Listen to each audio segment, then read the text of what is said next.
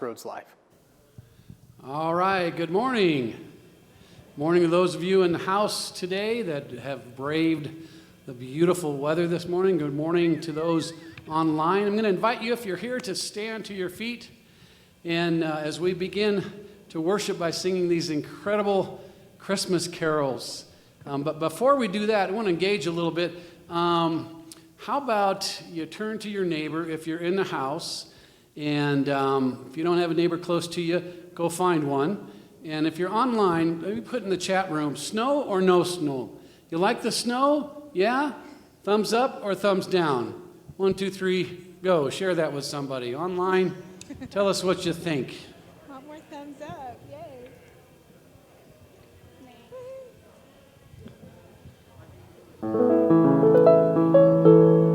I'm a yes snow guy as long as I don't have to go anywhere, or I get to go skiing. So we're going to sing these Christmas carols today. We're going to open up with Joy to the World. And I just want to encourage us as we sing these carols this morning to pay attention to these lyrics. We've sung them probably hundreds of times, but there is so much life and light in these lyrics. It's just amazing stuff. You ready, team? Joy to the World. Here we go.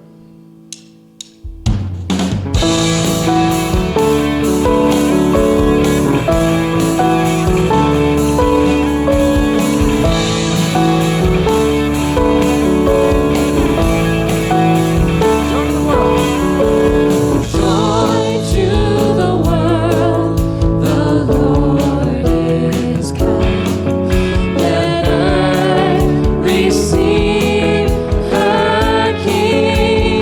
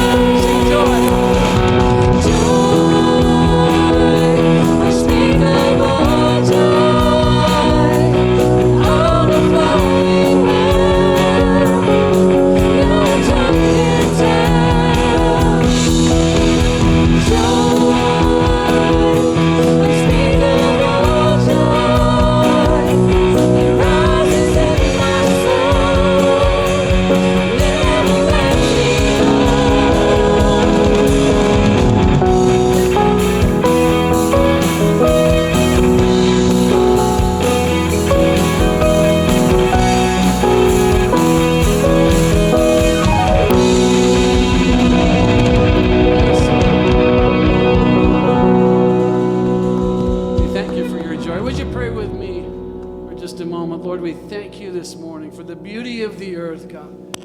As I woke early this morning before the sun came up and turned the back porch light on, and the earth was covered with this blanket of white snow and so many just diamonds just shining. You're so amazing how you show yourself in creation and the beauty of the earth. So we thank you for life and breath today. And as Pastor Tim brings the word, we pray that you'd open our hearts and our ears to hear what you're saying and to know you more by the time we're done with these few minutes together. And in Jesus' name, everybody said, amen. Amen. You may have a seat. Amen. Man, it is so good to be with you guys this morning. Good morning, good morning, good morning. Yeah, you're still totally frozen. That's cool. I bet you guys at home are nice and toasty warm. Good morning to you and to you up in Fort Lupton. I know that HVAC system works like a charm. So as long as you guys have it set correctly, it's probably like maybe even too warm. I don't know. It's just beautiful. 72 in there. It just feels like home to me. Love it so much. My name is Tim Griesbach. I get to be one of our pastors here at Crossroads Church. And man, I am just shocked that it's already Christmas time, which is kind of weird. I know that as you get older, at least from my experience and from the experience I've gleaned from others further on in life than me, it seems like time sort of goes by faster. But this year has been a little weird, hasn't it? It felt like simultaneously like the longest year I think I can remember. And at the same time, somehow we're already here in December. Just boom. And we're going to just cruise on through the end of the year. And it's like, wow, already here. I'd like to invite you to think back to a time around Christmas in your childhood when you received an awesome gift.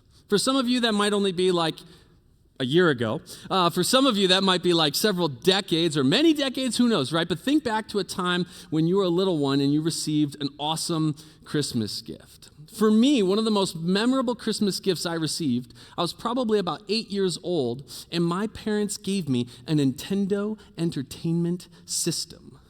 The original NES, you know, the one with Mario and Duck Hunt and Mario 3 and like awesome games, right? And just a while before that, like earlier in that year, one of my friends had gotten a Nintendo Entertainment System. And I went over to her house and she's showing me Mario, and I'm like, oh my goodness, this is amazing. I love this. What is this? I don't understand it, but like I would like to acquire this. And so I talked to my parents and they said, yeah, just save up your allowance for it. I'm like, all right, we're going to do it. And so I took my $1 allowance per week, you know, and it's like 10 cents of that goes towards savings, 10 cents goes to the church, so I'm left with 80 cents a week, and I'm going to save up for a Nintendo Entertainment System. Something to remember about little kids. They're both really bad at math and bad at estimating time, right? So 80 cents a week for a $100 system is going to take you, just over 2 years. But I was like, this is going to be so worth it. And so I am like aiming for this system and so excited for it and just faithfully saving up my money, not spending it on anything else. So we get to Christmas that year and there's this package, and that was like not even on the radar, right? Because this is something I'm saving up for. And I open it up, and lo and behold, a Nintendo Entertainment System. Not only with Mario, with the Duck Hunt, which I still don't quite know how that all worked technology-wise. But it also had Super Mario Bros. 3, which is probably one of the best games ever released for the NES. And I remember just being utterly shocked and surprised. And I'm looking at my parents like, are you kidding me? And in the back of my head, I'm like, okay, not only do I get to enjoy this now, but that means all that money I've been saving can go to something else. I'm a saver in life in general. It's just what it is. And so I'd be really curious to hear from you guys, like what some of the gifts that you've received in your life around Christmas time have just like stuck in your mind. You know, if you're online, you can like toss that in the comments real easily, or no matter where you are, you can actually just text our text line. I didn't give them a heads up that we're going to do this, and so I would love to see if we could flood them with just some ideas of like things that you have personally enjoyed. And so if you text 720-513-1933, and you could just say, one of my favorite Christmas gifts was, and then whatever it was. Maybe it was like an easy bake oven. Maybe it was a little bicycle. Who knows what it is? But man, there's just something about this time of year with Christmas when it comes to gift giving. Like, especially in our culture, we make a big deal out of gift giving in this time. And, you know, some of the more cynical parts of us probably look at the commercial aspects of it and say, man, it's just a big old racket. Like, people are just trying to make money. And yeah, there's definitely an aspect of that, right? But I know that for us, and for me specifically, like, gift giving isn't only attached to this big commercial enterprise when it comes to Christmas. And that's because when we look at the Christmas story, the very first Christmas, Jesus himself was the recipient, even as a little baby, of some incredible gifts. And over the next few weeks, we are going to take a look at those gifts together. We're going to take a look at gold and frankincense and myrrh, and we're going to see how these gifts were not only super practical for that family as they were just starting off, but how they were incredibly symbolic, and how there's actually meaning and power and glory for us to experience through those gifts today. So with that, we're going to jump right in to our text today, which is going to be Matthew chapter 2. This is going to be headed probably in your Bible as the visit of the wise men. And I'm going to read through this section, and then we'll enjoy some of this information and news really together. So, starting with verse 1.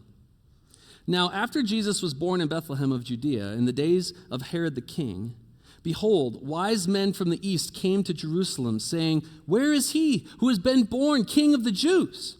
For we saw his star when it rose and have come to worship him." When Herod the king heard this, he was troubled, and all Jerusalem with him. And assembling all the chief priests and scribes of the people, he inquired of them where the Christ was to be born. They told him, "In Bethlehem of Judea, for so it is written by the prophet. And you, O Bethlehem, in the land of Judea, are by no means least among the rulers of Judah. For from you shall come a ruler who will shepherd my people Israel." Then Herod summoned the wise men secretly and ascertained from them what time the star had appeared. And he sent them to Bethlehem, saying, "Go and search diligently for the child, and when you have found him, bring me word, that I too may come and worship him." After listening to the king, they went on their way, and behold, the star that they had seen when it rose went before them until it came to rest over the place where the child was. When they saw the star, they rejoiced exceedingly with great joy. And going into the house, they saw the child with Mary, his mother, and they fell down and worshiped him. Then, opening their treasures, they offered him gifts, gold and frankincense and myrrh. And being warned in a dream not to return to Herod, they departed to their own country by another way. A lot of us are probably familiar, at least tangentially, with this story, partly because of some of the Christmas songs we have, right? Like the song "We Three Kings" of Orient are, and which is just a great example of how our Christmas songs take a lot of poetic license at times as they're expressing some of the joy and fun that happens at Christmas, because we don't actually know that there were three of them. We just know the three different kinds of gifts, and we don't actually know that they're kings. I mean, the text itself actually refers to them here as wise men, or another translation for that would just be magi, probably best understood as astrologers. And when it says that they came from the Orient in our song, really they probably came from somewhere in Iran and that general area. But nonetheless, you have these individuals who are trying to understand the plans and purposes of God as revealed in his creation. And God, for whatever beautiful reason, just says, "You know what? I'm going to let you in on some awesome news, some incredible secret that's going to happen. And so here's a star, and follow this star, and you're going to find something incredible. Just make sure you bring some treasure, because you're going to want to worship when you get there." And so they made their way and they offered their gifts. And so, gold, frankincense, and myrrh, like these things had incredible practical value for these families. But we also see that there's incredible symbolic value in each of these gifts. And that's what we're going to be looking at. We see that the gold symbolized Jesus' royalty, and that the frankincense symbolized Jesus' divinity, and that the myrrh symbolized Jesus' humanity. And it's this last one that we're going to spend a little time looking at today. If you're wondering, why would you say that myrrh would represent Jesus' humanity? Well, there's three basic uses for myrrh back in the biblical times. The first use would have just been like a perfume or an incense. There's a spot in the Old Testament where it's talking about this mixture of oils and different things for incense to offer up before God, and myrrh is one of those ingredients. Or if you're feeling risky, you could go to the Song of Solomon, where you will see myrrh all over the place because it's like a pretty nice perfume. My wife actually has a little bit of myrrh as an essential oil, and so I took some of that this morning and put it on me, and I was like, ooh, this is different. This is like, it's got a really kind of a nice smell to it. It's almost resiny. It's fascinating. It's so thick. Like one of the bottles that she has actually is locked shut, and I've got kind of girly hands, and so I'm trying to still think of how in the world I'm going to open that one up so that we can eventually enjoy it. But then the second use that we saw for myrrh within the biblical times was kind of medicinal. Like you could use it as something to dull some of the senses, like if you were in pain, right? So like you could take that to kind of dull some of that.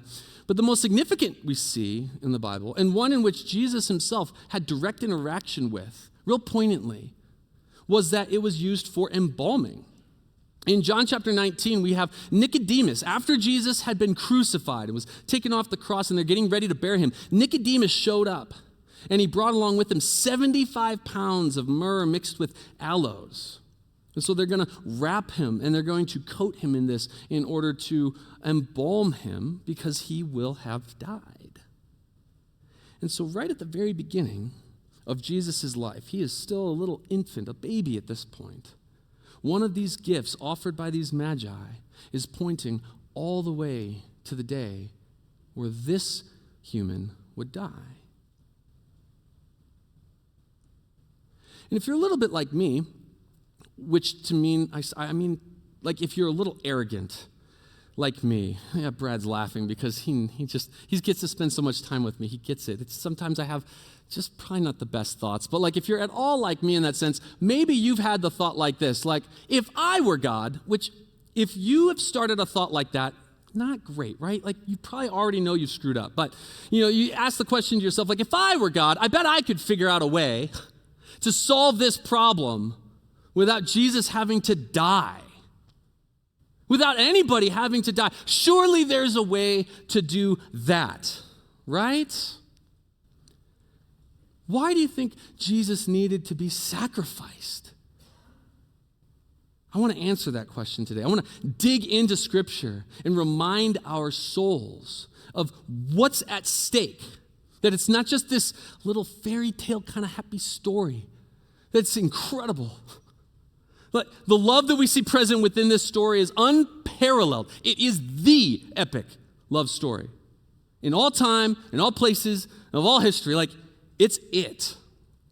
And if you want to understand the question, like why would Jesus have to be sacrificed? You have to go all the way back to the beginning. When we first open our Bibles and get to the very first chapter of the first book, Genesis chapter 1, we see this incredible reality that God, out of this overflow of his own love, decided to make creatures to be in relationship with him and to reflect what he is like. It says that he made them male and female in his image, which means he made us to be image bearers of himself, which means like when we walk around, like the intended purpose, right, is that as I'm going through life and I'm walking around, I'm thinking to myself, okay, here I go as a little portrait of what God is like. Like as I love this person, I'm going to love them in a way that like God loves. I'm going to reflect that. I'm going to be honest and really truthful. I'm going to be kind. I'm going to be just. I'm going to be gracious. I'm going to give of myself. Like we're going to look like this. But when you flip the page and get to Genesis chapter 3, you see it didn't last all that long. That the first man and woman, Adam and Eve, decided to reject that plan that God had for humanity and say, I'd rather do things my own way, thank you very kindly. And as they ate the fruit from the forbidden tree, sin entered the world. And it's hard for us to comprehend just what a huge impact that actually was. I mean, the coronavirus gets a lot of attention in the news today, right? Like all the cases are rising, cases rising, cases rising. This thing's super contagious. Be careful, be careful. Like there wouldn't have been time if they'd had all the information technology in the world at that point, because sin came in and instantly just infected everything. Everything is then tainted with sin. Meaning it has a predisposition now to reject God's plan, to be in relationship with him. And for humans to reject his plan, to reflect him well. And as you continue on into the story, you see it just goes downhill so fast. Cain killing Abel, lies and treachery and just all kinds of terrible things. But thankfully, in that same chapter in Genesis 3, we see that God also included this incredible promise that he said, one of the descendants of Eve is going to defeat this sin thing. Which in my mind is stunning because it means God knew what he was getting himself into before he even made us. It's not like he made us and we rejected him and he goes, oh, what happened? That even before this, he had a plan. And that this was going to result in our good, and it was going to result in his glory, that we were going to be able to see something about him, about what he's like, that we would not otherwise be able to see. Fast forward a bit, and God identifies this one man, Abraham, and says, I'm going to make out of you this incredible nation, and through you I'm going to bless all of the earth. And this was like a reiteration of this promise made to Adam and to Eve. You fast forward even more and you see that, yes, indeed, God has made a huge nation out of Abraham. In Exodus chapter 20, you've got the nation of Israel having just left Egypt. Like their first experience of freedom as a whole people, as a whole nation, millions now.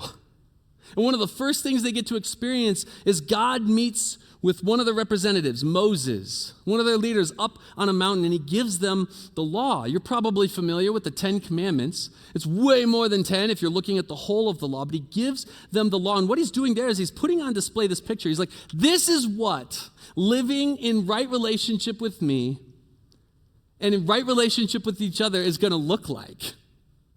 This is what you want to reflect me accurately, like do this stuff. And you think, wow, this is awesome. God's making a way for us to get back into being in a right relationship with him. Well, if you keep reading a little bit, you see that it just failed over and over and over. Like Laura's smiling, right? Because she's like taught how many little kids about the failures of people when it comes to actually like living up to God's picture of what right relationship with him looks like, what reflecting him looks like. And it gets so bad that we have this description in Romans chapter 3 that looks like this, as it's describing just like the state of humans.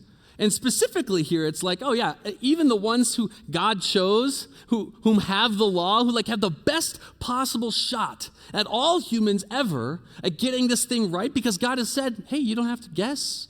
You don't have to wonder what you should do. Here's all you got to do. Here's what it would look like. This is how it describes them. Starting in verse 10 of Romans chapter 3, it says, as it is written, none is righteous, no, not one. No one understands. No one seeks for God. All have turned aside. Together they have become worthless. No one does good, not even one. Their throat is an open grave. We should pause, because I think sometimes we like to skip phrases like that because it's unpleasant. That is gross. They use their tongues to deceive. The venom of asps is under their lips. Their mouth is full of curses and bitterness. Their feet are swift to shed blood, and their paths are ruin and misery. And the way of peace they have not known. There is no fear of God before their eyes. Now we know that whatever the law says, it speaks to those who are under the law, so that every mouth may be stopped and the whole world may be held accountable to God. For by works of the law, no human being will be justified in his sight, since through the law comes knowledge of sin.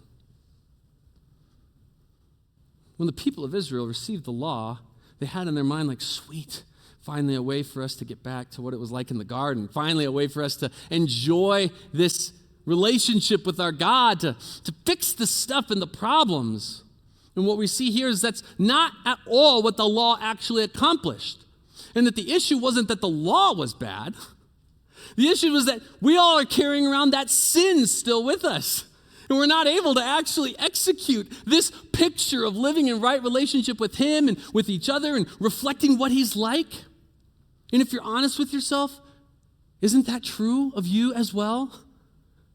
That in your life, in my life, don't we have this tendency to lie, to not exactly like hold on to the truth with total conviction? Don't we have this tendency to hate, to be angry with those around us? To the point where sometimes we kill, and I know like probably you are here, and you're like, well, I've never killed anybody.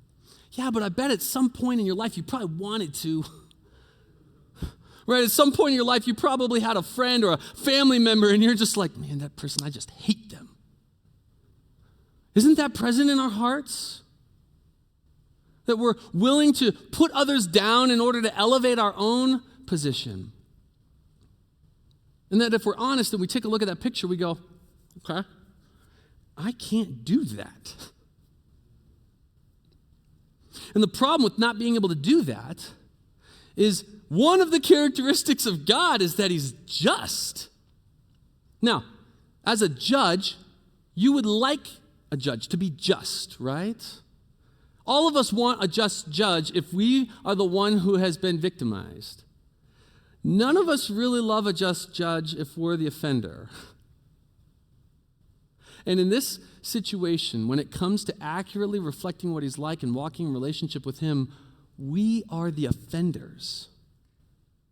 And because he's just, which is a really good thing, that puts us in incredible danger. Because now we are the objects that deserve condemnation.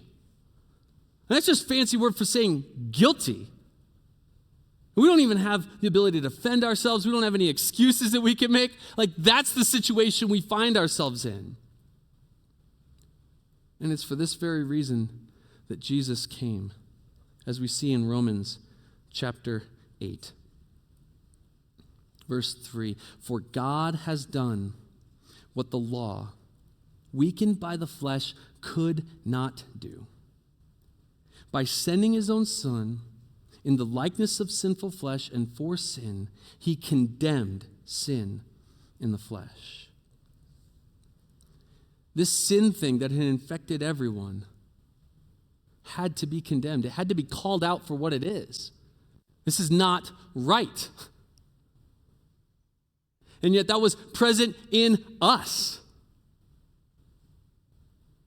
And what I want you to hear today, as you are thinking about all of this, is that God chose to sacrifice his Son in order to not sacrifice us. There was no way, there was no solution where no one had to die, right? If it was you or me being God, we probably wouldn't have created humans to begin with at all, right? Because like, I know for me, I'm probably not loving enough.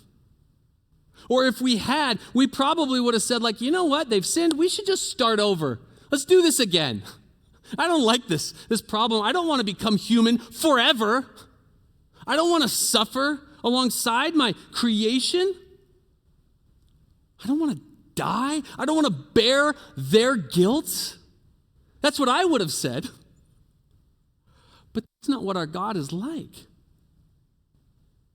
That from the very beginning, he had this incredible plan that because we would need rescuing out from under the condemnation that was just stuck inside of us, there's no escape, there's no way to clean ourselves, that God said, I will become one of you, and I will be sacrificed so that I don't have to sacrifice you. And all of this beauty and glory is seen in this simple gift given to little baby Jesus of myrrh, pointing to the fact that one day he would die, and that this death would be the death that we actually deserve in order that we might get life with him, in part now, with the expectation of the fullness of it forever. So what do we do with this then? Right? Like if you're like me, I get to this spot and my heart is just burning and I'm like, okay, God, like, wow, like you're just incredible, but I need something to do with this. And so I've got 3 things that every single one of us, no matter where you're at, 3 things that all of us can do in this season when it comes to the humanity, the sacrifice of Jesus. The first is I want to invite you to receive Jesus personally. I don't just mean this like add him into the list of things that you think are good ideas in general. I mean like receive him completely. And receive him is something that only you can do, to receive him personally. I mean, the way that I think about this is imagine if little 8-year-old Tim, or I guess at that point Timmy, right? He gets this NES for Christmas and he looks at it and he's just like, oh my gosh, this is amazing. Thank you, Mom and Dad. Thank you so much. And then I set it in the closet or put it off the shelf. Right? People are going to think, what? My mom and dad would have gone, what is happening there? Why aren't you actually interacting with the gift that we gave you? We gave you this gift in order to use it, to enjoy it.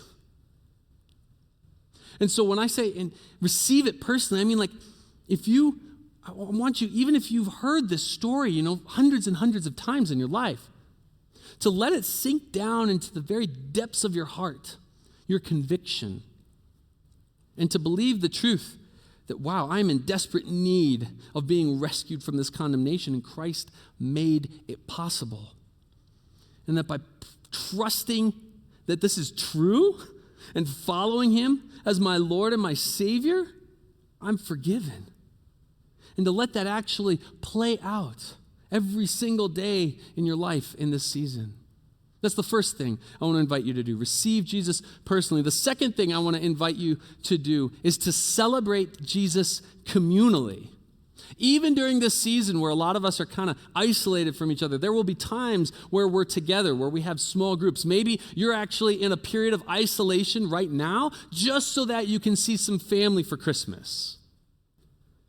In this season, when you get together, whether it's friends or whether it's just family, I want to invite you to celebrate Jesus communally. Let his gift be the gift that you guys are most excited about in this season. And it takes a little bit of work. We just have to meditate on it and dwell on it and remind our souls, sometimes even preaching to our own souls to say, soul, wake up a little bit. This is some good stinking news. Get excited, heart. You've been rescued. You've been adopted. Celebrate Jesus communally. And the third thing I want to invite you to do in this season is to embody Jesus sacrificially. Remember that if we've put our trust in Jesus, his very Spirit then dwells inside of us, producing in us good fruit that we could not possibly do on our own. And so you've been empowered through the work of the Spirit in you, through faith, to do incredible things like look like God. And in this season, as we receive the gift of Jesus having been sacrificed for us, let us look around in our own lives to say, what would it look like for me to sacrifice in order to love the people in my lives? Maybe that's my neighbors, and I know that they're isolated, and there's something I can do, some energy or money or whatever that I can spend in order to make them know that they are loved. Or perhaps it's family that you just really struggle with, and you think, man, even being with them is a sacrifice. Let your heart spend some time with the King enough to be reminded, wow, you gave up so much in order to rescue little me, in order to be with me, in order to not give up me. To the degree that you then become willing to go way out, to endure great expense to yourself for the sake of the people in your family, and to love them well as a response to how you've been loved by God. So receive Jesus personally. Celebrate Jesus communally. Embody Jesus sacrificially. And I want to talk to you specifically for those of you who, when I talked about that first one and said, receive Jesus personally, and something pricked inside your soul, and you thought to yourself, I think I want to do that. I don't think I've actually done that before, and I want to receive Jesus personally. It's really simple. It's not easy. It will cost you everything because you get to join in following Jesus. And you see here in this gift of myrrh a little picture of what he got to experience, right? He died. But it's life. It's being a part of the actual true story of all of history. It's getting to walk with our God and Creator in this life with the expectation of being with him forever. And it's just a matter of believing the news. That when you hear the news that you can be made right with our Creator again, that you're saved. When you believe the news that Jesus came, lived, and died as a sacrifice for the sin that's in you, and then came back to life to prove that it was real and to display what that life would look like. If you believe that news, the Bible says you're saved. So if you want to do that today, I want to invite you to receive Jesus personally. If you want to do that, I would also invite you to send a text to our same hotline. You're just going to text the name Jesus. And it's not because that's something that gets you saved, but it's because we don't want you to go through this alone. Part of what it means to follow Jesus is to follow him together. And so I'd invite you to do that now, and I'm going to pray for you as we move our hearts to then remember Christ's sacrifice by taking communion together. Would you pray with me? Father, I thank you that you became flesh in order that we might not be sacrificed, in order that we might not experience that condemnation that we actually deserve. Thank you. Lord, our hearts sometimes are just cold towards these truths. So I pray that you'd soften and warm us up so that we can believe with full conviction, that we can truly enjoy the gift that you've given us in your Son, Jesus. I pray, Lord, that for those who are deciding in this moment to follow you, oh, Lord, will you let them know, even as they do, put their trust in you, would you let them know that they are yours? And would you help us as we all walk along together in following after you with all of our hearts? Father, we thank you that you've made this possible, and we praise you in the name of your Son, Jesus. Amen. We're going to remember Christ now through communion. It's probably one of my favorite ways to remember Christ. That he knew he was going to die. There was no confusion for him. He knew when he came that that was the target. And we see that on the night that he was betrayed, he was with his disciples at the table celebrating the Passover. And he kind of gave them a new way to understand it. He took the bread and he broke it and he passed it to them all and he said, "This is my body given for you. Do this in remembrance of me." Let us remember him, that he gave himself for us as we eat the bread together.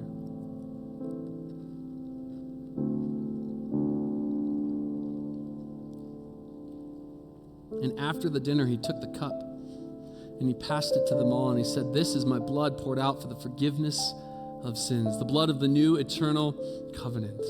Do this in remembrance of me."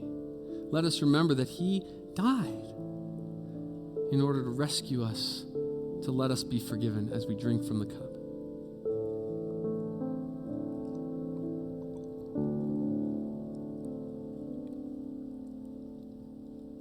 Father, we are stunned by your goodness towards us. I pray in this season that you'd help us to remember every single day all that you've done to rescue us. And let us enjoy you, delight in you fully and completely. For you've come.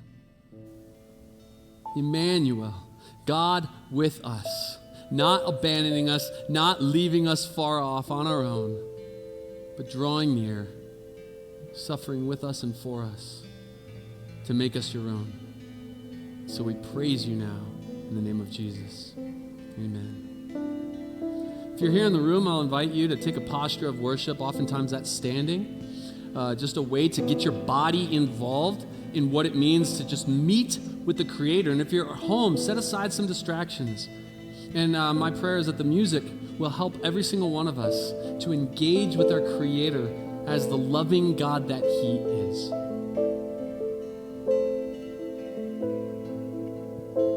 I invite you to stand together here.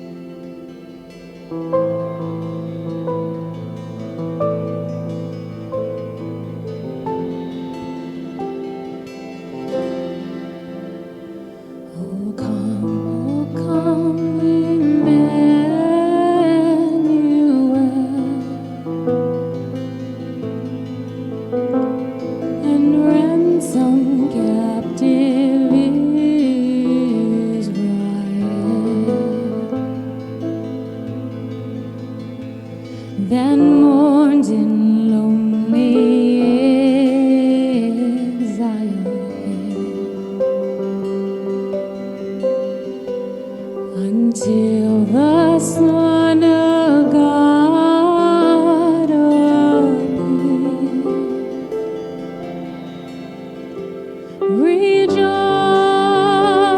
rejoice, Emmanuel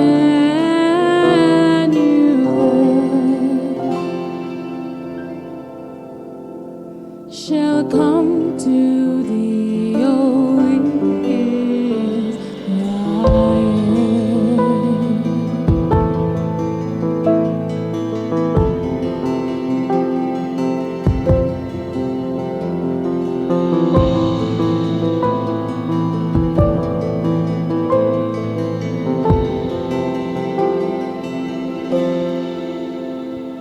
Oh, come thou day spring, come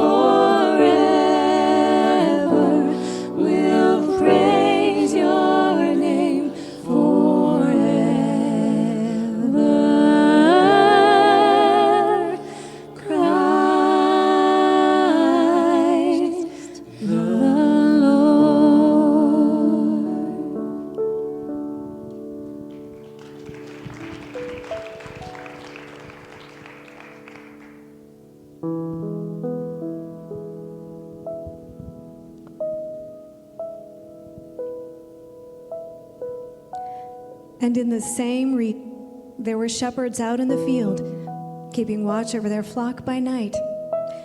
And an angel of the Lord appeared to them, and the glory of the Lord shone around them, and they were filled with great fear. And the angel said to them, "Fear not, for behold, I bring you good news of great joy that will be for all the people. For unto you is born this day in the city of David a Savior, who is Christ the Lord. And this will be a sign for you. You will find a baby wrapped in swaddling clothes and lying in a manger." And suddenly there was with the angel a multitude of heavenly hosts praising God and saying, "Glory to God in the highest, and on earth peace among those whom he is pleased."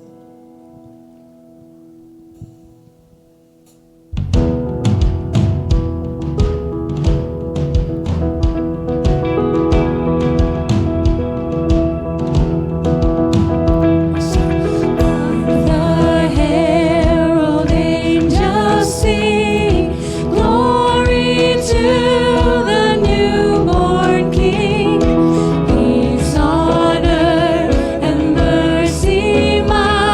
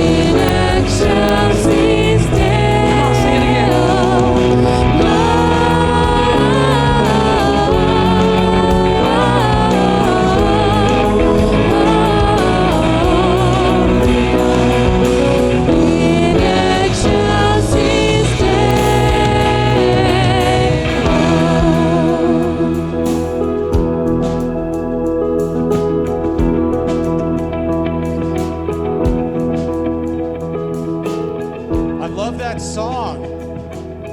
Hark the herald angels sing, glory to the newborn King.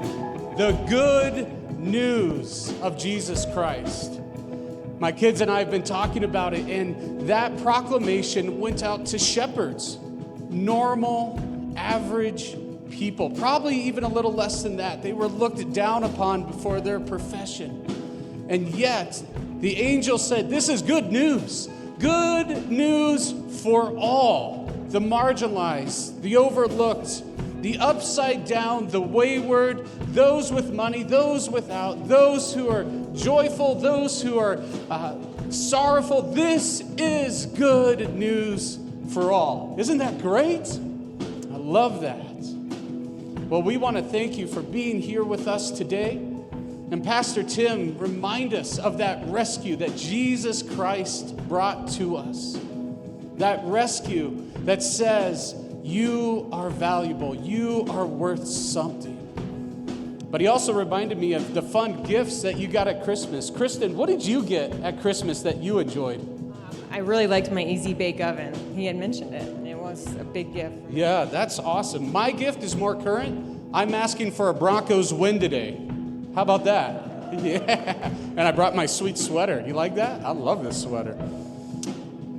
You know, Pastor Tim also mentioned about being connected here at Crossroads. And we want that for you. And so I'm going to turn it over to Kristen, and she's going to share a little bit about how you can be connected here. Yeah, so I'm the Next Steps Director here at Crossroads, and we'd love to help you take the next steps towards God or possibly connecting and growing here. We've made it really easy for you, and you can just simply do it where you're at by texting that number, 720-513-1933. You can text NEW if you're new and want to let us know you're here. Next, if you're curious about connecting further. Or Jesus, if you want to know more about Jesus and why he's so important to us. You could also text anything, any question about God, Crossroads, anything else, or of course, send me your favorite Christmas gift, and we'll be sure to follow up with you. Also, we want to let you know that we want to invite you to join in the generosity of Crossroads Church. And there's 3 ways to do that. Number 1 is you can use our app. You can go online, and there's a big button that says Give. You can click that. Additionally, if you prefer to just send it by mail, you can send it to our North Glen campus. And finally, if you're here with us today, you'll see some offering plates around the room. You can drop it off in that space. Friends, it has been a joy to be with you all. And I would ask that you receive this blessing, invite you to receive this blessing today. May the peace of our Lord Christ go with you, wherever he may send you. May he guide you through the wilderness and protect you through the storm. May he bring you home rejoicing at the wonders he has shown you. May he bring you home rejoicing once again into our doors. Grace and peace, my friends.